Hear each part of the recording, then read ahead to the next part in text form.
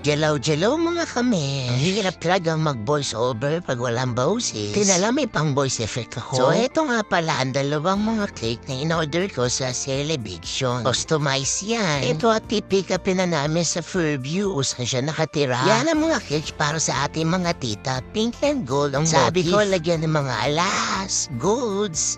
Ayan, may gold coins, may diamonds pa nga eh.